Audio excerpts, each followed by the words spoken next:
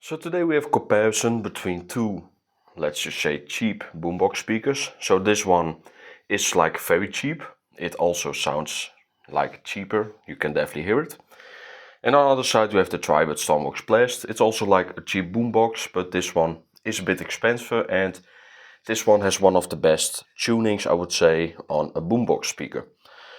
So with this like Roseland speaker, it's really meant for budget.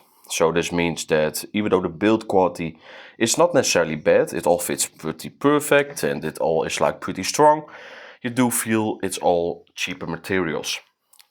And the main reason why the speaker definitely sounds cheaper is the tuning in the treble and midtones. So the bass performance is alright. It does have some low bass performance, but especially on the treble and the midtones, it's pretty much lacking in a controlled way of equalizing. You do have two EQs, but the normal EQ is alright so, but the other two EQs are pretty much usable. One has too much treble, the other one has no treble at all. So yeah, it is a cheap speaker, so the sound is also really based on that cheap price.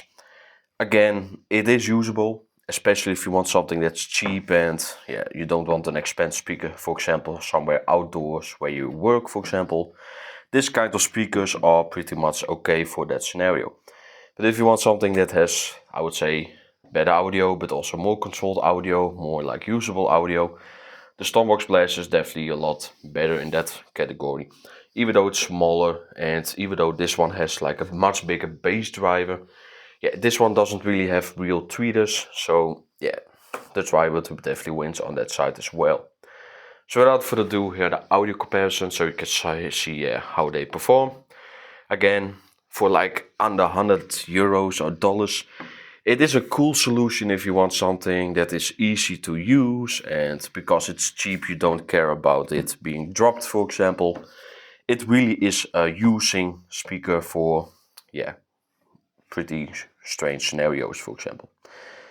And the Tribit is also outdoor use, but this one is definitely more solid, and it also weighs a lot more than this one.